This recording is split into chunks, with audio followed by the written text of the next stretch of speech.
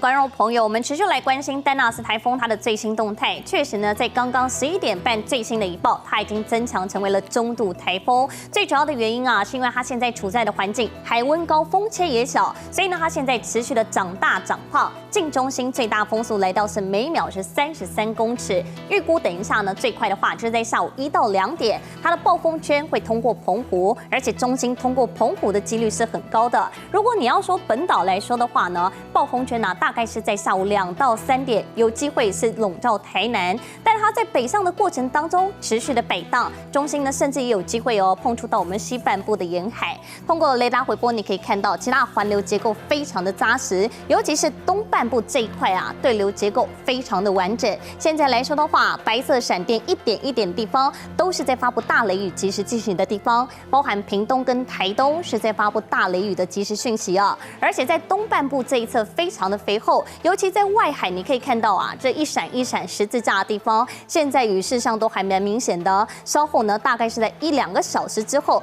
这些回波就会开始移入到我们的东半部，尤其呢，像是在台东、花莲靠近南端一点点的地方，要特别注意。稍后呢，会有新一波的雨势进来。先来看一下现在的警报单，尤其呢，陆上台风警戒范围又在扩增，全台都在陆上台风警戒的范围之内，还有澎湖哦。海上台风警报的话呢，则包含东沙岛的海面、巴士海峡，还有台湾海峡跟台湾北部海面都在海警的范围之内。而且刚刚最新一报也增强了，早上它还是轻度台风，但是在刚刚最新一报已经增强为是中度台风。先来看一下它的近中心最大风速，来到每秒是33公尺，而且持续长大长胖。7级风、暴风半径，早上才是120公里，但现在呢已经长胖到150公里了，而且10级风的平均暴风半径也出来，也将近是有50公里哦。现在在南台湾，我们已经看到了4米左右的浪高，而且气象署也提醒大家，在这个台风中心经过的地方，有机会掀起7米左右浪高，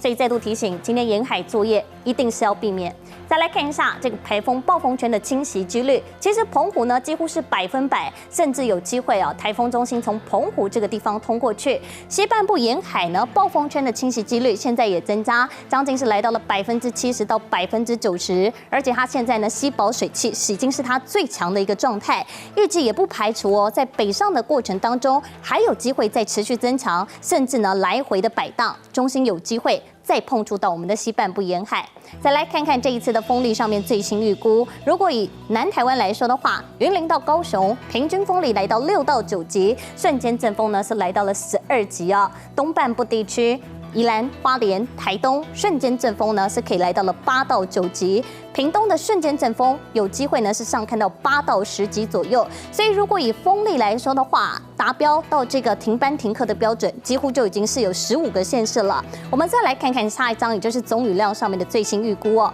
比较明显的还是在东半部的山区，尤其花莲、台东山区附近啊，总雨量预估相近上看到了700毫米。这样的雨势下来方，有机会造成坍方或是土石流发生的状况。南部的山区也很可观哦，高雄、屏东山区的总雨量预估是上看到了600毫米。另外像是云嘉南呢，还有南投的山区，总雨量预估也将近是有400毫米。所以你说总雨量预估上面达到停班停课的标准，其实就已经有17个县市。现在大雨特报、豪雨特报，甚至大豪雨特报都在发布。先来看看大豪雨特报的范围，高雄、屏东跟台东都在发布的是大豪雨特报。另外苗栗到台南的平地啊，还有东半部花莲是在发布豪雨特报，其他的县市呢则是在发布大雨特报。最后也帮您统整一下台风影响到我们的时程。现在比较有感觉的会是东半部的山区、南部山区，还有台南、高雄、屏东观众朋友。但是也提醒大家，虽然说现在中部以北看起来没有怎么样，但是等一下呢，台风在逐渐北上的过程当中啊，会为我们的中部以北地区带来比较明显的风雨，